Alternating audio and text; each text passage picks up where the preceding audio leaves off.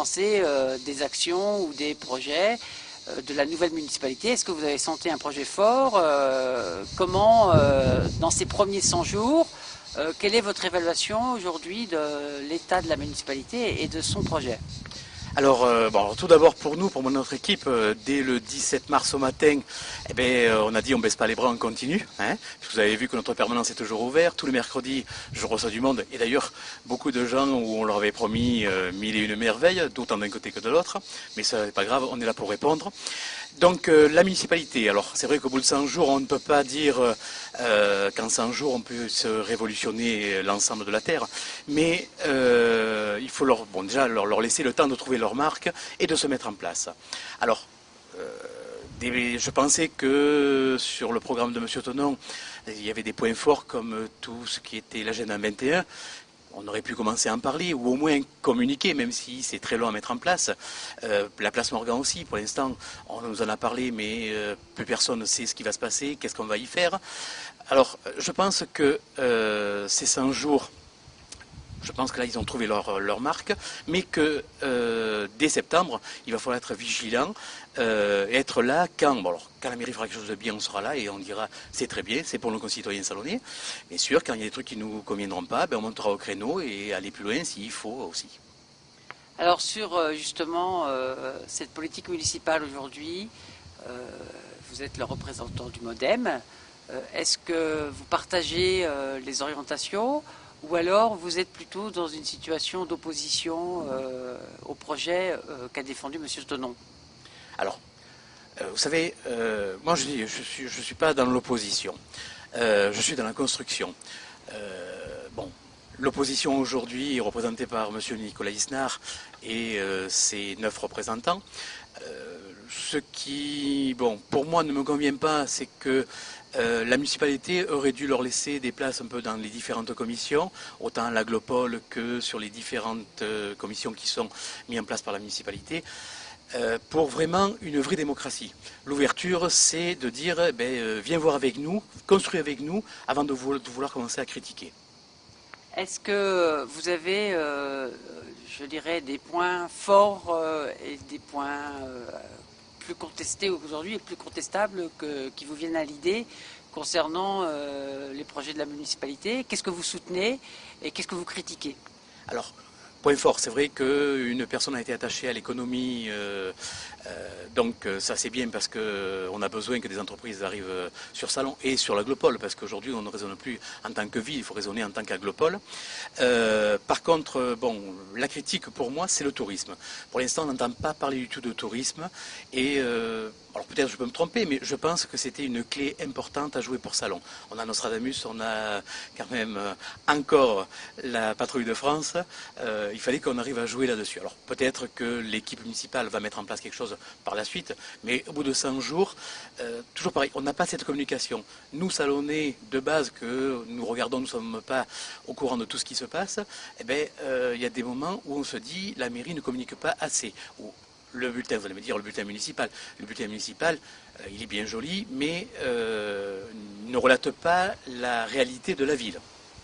Alors, il a été annoncé une restriction forte des budgets quand même associatifs. Vous qui êtes quand même un des représentants de cette force associative sur Salon, qu'est-ce que vous en pensez de cette politique de restriction budgétaire annoncée?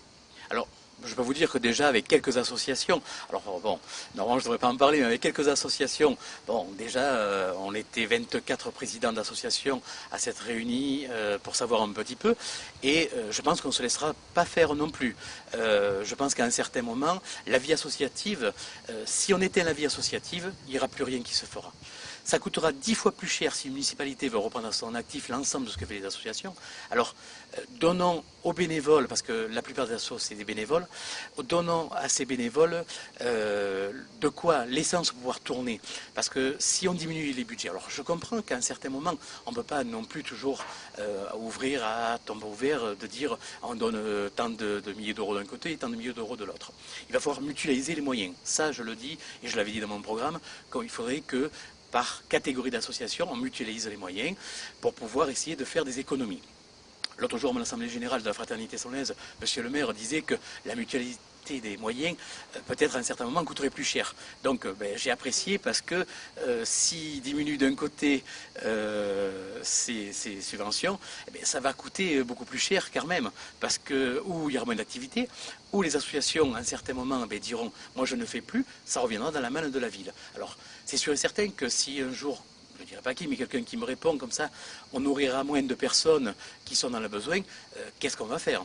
Si nous, on diminue les subventions sur le social, sur le sport, sur la culture, bon, il va falloir peut-être faire des choix, mais à un certain moment aussi, on va se retrouver, je pense, dans un certain désarroi. Et c'est là où, je pense, nous, on montera au créneau. Aujourd'hui, qu'est-ce qui vous semble, à votre idée, au MODEM, être la priorité absolue pour Salon? Alors, la priorité absolue pour Salon. Alors, c'est vrai qu'aujourd'hui, si on arrivait à avoir une ville qui tourne autour des 45 000 habitants, jusqu'à 50 000, pas plus gros, pour qu'on puisse faire un équilibre sur la taxe d'habitation, sur le foncier bâti, sur le foncier non bâti, ça permettrait de rééquilibrer les comptes. Ensuite, les points forts de notre ville, et je le redis encore, c'est le tourisme et l'économie. Ces deux points sont deux points qui, à un certain moment, si on veut que Salon puisse vivre, on sait tous que peut-être la base risquerait d'avoir moins... les petits avions vont partir. Bon, peut-être que la sécurité civile va revenir, mais pour l'instant, c'est toujours des peut-être, c'est toujours des grands points d'interrogation, on ne sait pas. Alors, je pense que le tourisme à Salon, si on en fait notre pierre angulaire, je pense qu'on pourra aller loin. Alors aujourd'hui, tous les Salonnais ont envie de savoir qu'est devenu Claude Cortési et le MODEM, quelle ambition a le MODEM aujourd'hui. Donc vous avez précisé que le local était toujours ouvert. Quels sont vos projets à moyen et court terme? Alors, pour le MODEM, vous savez que le 27 septembre, il y aura les élections pour la fédération. Donc à partir de là, on créera après des sections. Alors pour Salon, bon, tout le monde dit qu'on se tire dessus avec Mme Casanova. Bon, tout ça c'est bon, le jeu politique, mais on se bat pour quelque chose. On se bat vraiment pour notre parti et le parti du centre et le parti de François Bayrou. D'ailleurs aujourd'hui, François Bayrou avait dit ce qui devait se passer par rapport à M. Sarkozy, on le voit bien, le pouvoir d'achat ça avance pas, les armées, on est en train de complètement faire éclater tout ce qui est militaire. On se retrouve dans un désarroi, beaucoup de gens que je connais qui ont voté Nicolas Sarkozy aujourd'hui se retrouvent dans un désarroi complet, ça ne veut même plus où ils en sont, et ils ne savent d'ailleurs même pas pourquoi ils ont voté pour lui. François Bayrou, pour l'instant, tient sa ligne, essaye d'être bien dans ses baskets et pouvoir avancer. Je pense que pour 2012, ça sera peut-être l'homme fort du moment. Par contre, nous, le MODEM, on essaie de se structurer.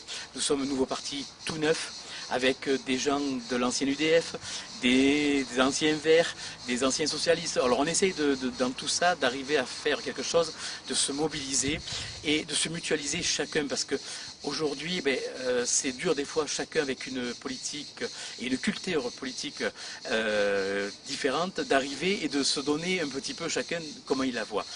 Le mélange des deux, je pense qu'on pourra arriver à faire quelque chose de bien.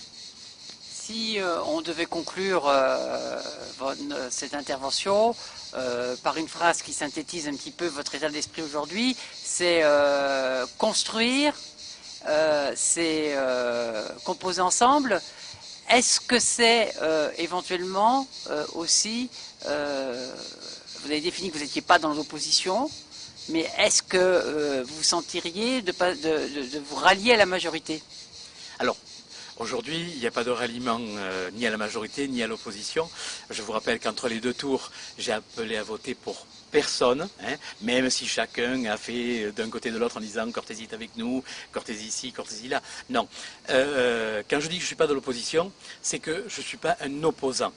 C'est-à-dire que si c'est bon pour le Salonnais, on sera là, on dira bravo monsieur le maire, bravo l'équipe municipale. Si par contre c'est pas bon, on montera au créneau et on sera peut-être encore plus virulent que l'opposition proprement dit. Parce qu'aujourd'hui, nous, en tant que centre, sur le centre, il faut être, on ne peut pas être toujours ni d'un côté ni de l'autre. Nous, on est arrivé avec du socialisme et du libéralisme, arriver à faire quelque chose. Qu'est-ce que vous pensez aujourd'hui de l'état d'esprit des villes de Salon par rapport, il y a des attentes particulières, comment vous les trouvez, les Salonnais? Alors, les Salonnais, alors c'est vrai que dans ces 100 jours, tout le monde se pensait qu'ils allaient arriver avec une ville merveilleuse, que tout allait être beau pour eux. Bon, il faut être réaliste, hein, je veux dire, un maire a quand même ses fonctions de maire ne sont pas des fonctions qui vont plus loin que la commune. Il faut attendre un peu, voir, et non plus pas se faire des idées. C'est pas parce que M. Tenon avec son équipe est arrivé que tout va changer. Il y a une continuité. Je pense qu'on peut faire quelque chose tous ensemble, avec M. Isnard aussi. Je veux dire, il faut être tous ensemble pour notre ville. On n'est pas là, si on arrive à s'asseoir tous ensemble autour de là, M. Adam, M. Léandri, M. Isnard, moi-même et M. Tenon, pour savoir un petit peu comment notre ville peut être gérée, mais je crois que l'ouverture, c'est ça.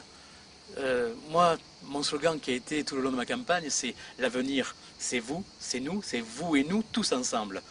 C'est comme ça. Si on est tous ensemble autour d'une table, on arrivera, je pense, à gérer cette ville et à quelque chose de bien. Deux mots sur les élections européennes de 2009? Alors les élections européennes, c'est vrai que ça nous touche un petit peu moins, l'élection européenne, parce que le problème qu'on a, c'est que entre le citoyen et nos députés européens, il y a une marge importante.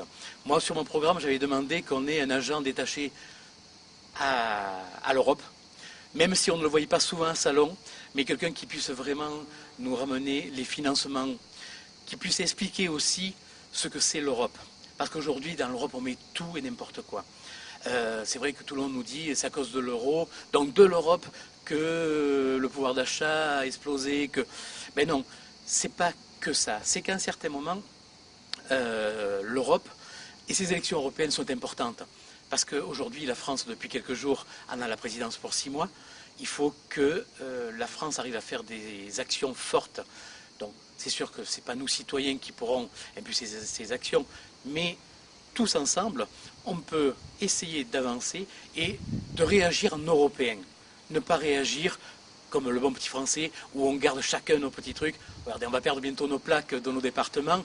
Bon, ça fait un tollé. C'est vrai que c'est bien qu'on sache qu'il y en a un du 13, du 84 ou du 93, mais à un certain moment, nous sommes français, donc nous sommes européens, et battons-nous pour l'Europe.